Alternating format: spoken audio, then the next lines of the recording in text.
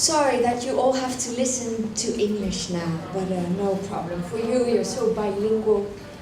The only one who's not is me. So after all these beautiful stories, I want to go back to the subject, what perhaps Ada started with, and which is also one of the reasons and one of the exciting things of the social lab, and that is that we can think of all this innovation, and we need these new things, but that in order to get that, it's my belief that we really need to include and start with citizens. Because at the end of the day, I mean, we do need all the expertise and the architects and all the information and technology that is around. But at the end of the day, it is our city and our streets, and we can only do this together with people. So that's why I just wanted to talk 15 minutes about the power of civic engagement. And it's a story from the Netherlands. And perhaps in the Netherlands you could say that kind of civic engagement, people feeling part of the country, wanting to help is really part of the DNA. So here you say a very famous story, this was a book, someone, I don't know if you know it, it was the story about the child Hansje Brinker, who put his finger in the dikes because the water was coming and the village was going to flood, and this little boy, he thought, oh, what's happening to my community? I need to help, I need to put my finger in the dike. I don't really know if it ever happened, but it's like all the Americans know about this because it's like a world famous story. But I think it's true that civic engagement, and he's my Dutch fellow, so we can say it's not true, has always been very much part, yeah, it was you who did it, saved us all from the flooding. And in old days it was like people would participate in their sports clubs or in their churches or in their communities, but I think nowadays there's more and more sense that if you look at the big social problems of today, that we really need also the innovative power of citizens. Because actually it's not only that it's their street, they actually have really good ideas. They already are doing things. And another thing is that it's also kind of a new form of engagement. So this is a picture of the students in the Netherlands last year when they were actually very angry at the university, because the university, also in the Netherlands, is not a place where they really know how to communicate with the students and give the students a big role. But what if engagement can look different than just protesting or complaining? And I think this is really one of the beauties of civic engagement, that it can give another form, another channel of giving people a voice.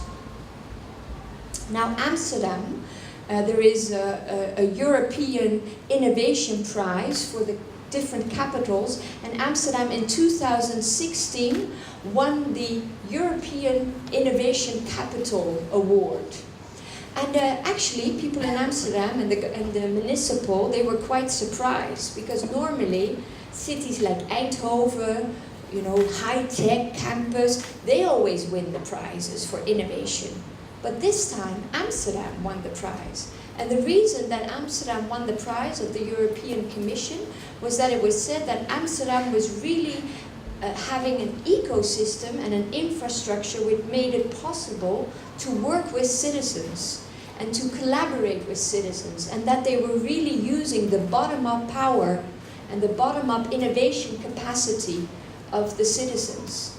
And I think, of course, in Amsterdam it's very small, so it's very close. You can know who the people are in the government, so it's easy. But it's still something which is quite interesting. So I want to tell you some examples of civic engagement. And the first one is one that I set up myself, and it's in the field of education. And normally, people think, yeah, civic participation, it's great for gardens or it's great for playgrounds, but schools, no. That's something of the government. You know, that's something of the boards, the school boards. But here we said, well, we want new schools in Amsterdam, and why don't we ask the people in Amsterdam what their ideal school would be? And so we set out a challenge, and we had 175 people come up with ideas, and 124 really plans for a new school.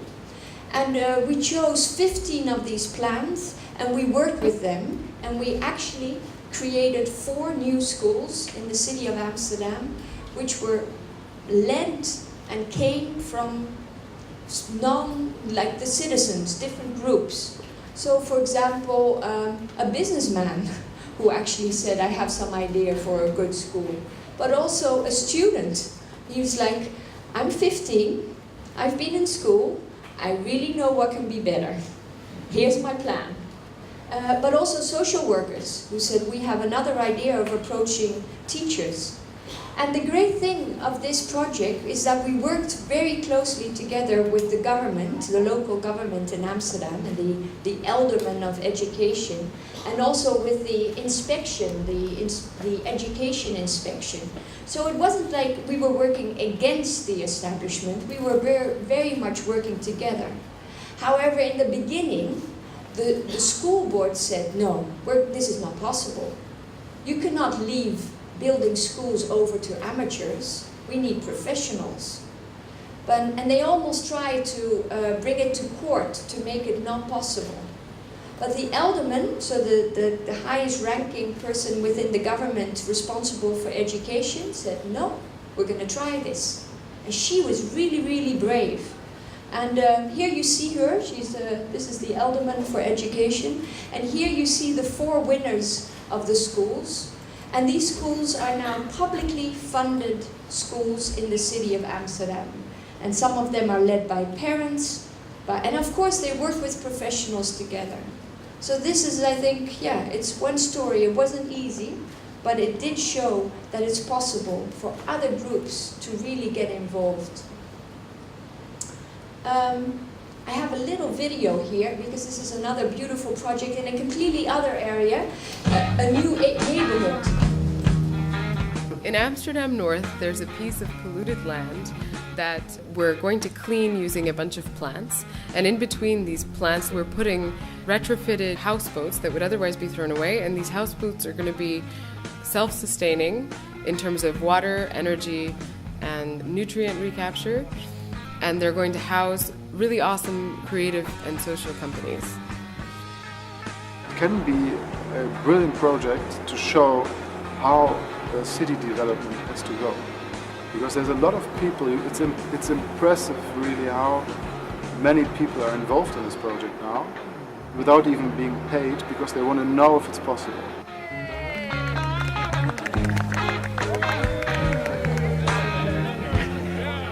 There are a lot of problems with the world as it is right now. We designed a lot of the technologies that we use right now in a time when there were infinite resources available, or what looked like infinite resources. And in the last 50 years, it's really become clear that that's not the case. We don't have infinite resources, and we have to use them intelligently. We actually have to recycle them, and we have to really extract value from everything that we use.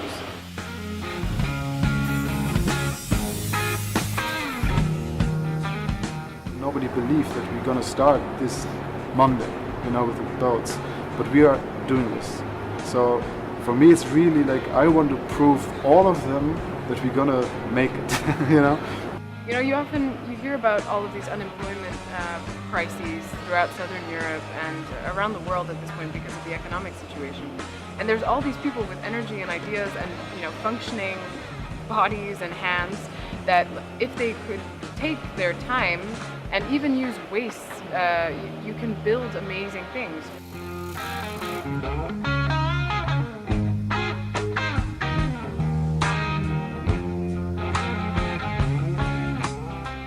So this was still early stages, and for the people who couldn't follow it, so it's a part of Amsterdam which had ground which was very polluted, and these people, all different groups, architects, young people, entrepreneurs, they came up with this idea to clean this place. They got a lease from the government for 10 years, so it's not forever, but for 10 years.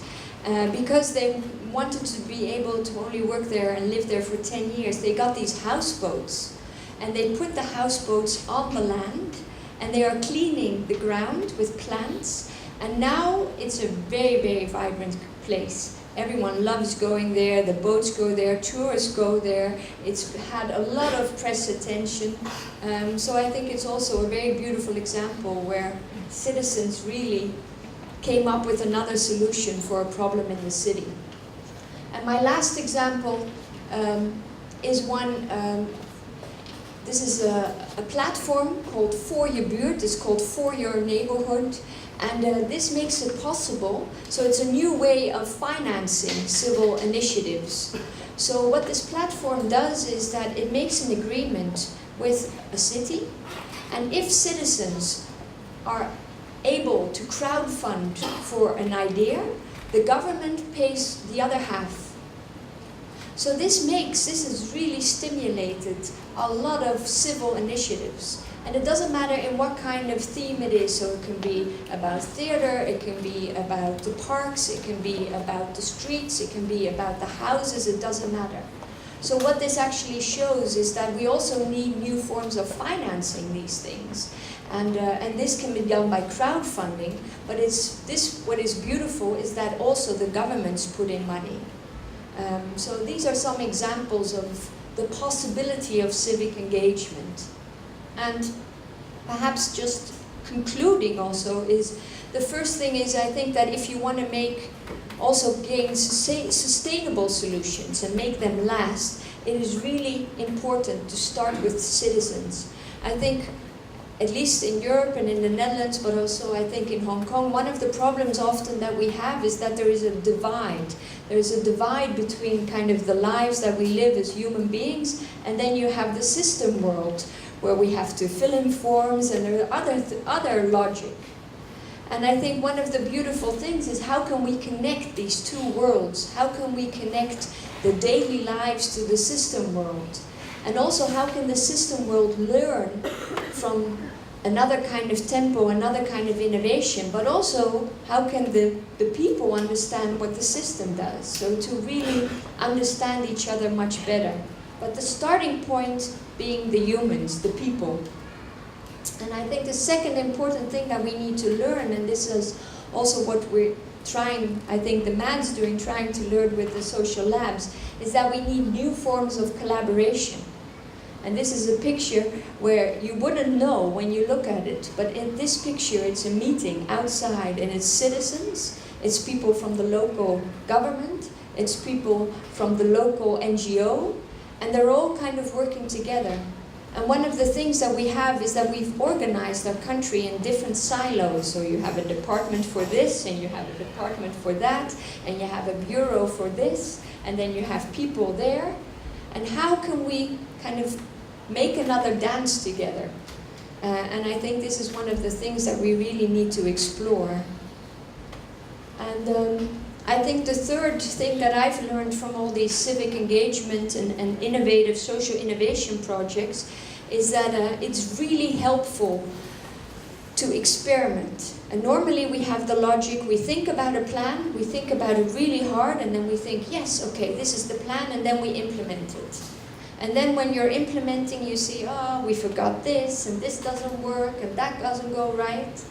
And so I think it can be really helpful, and this is of something that we learned from the design world, where we have much more an iterative model. We think, okay, we have something, we're not really quite sure, let's start experimenting. And then when you experiment, you can actually engage with citizens. And then when you engage, you see, oh, this doesn't work, we need to do it different.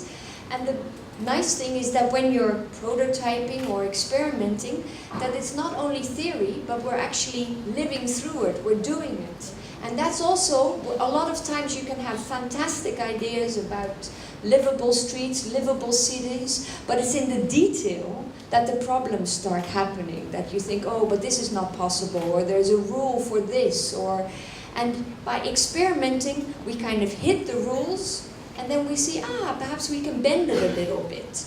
And when people get excited and they feel that it's worthwhile, there's much more ability or eagerness to say, well, you know, perhaps we can be creative about it.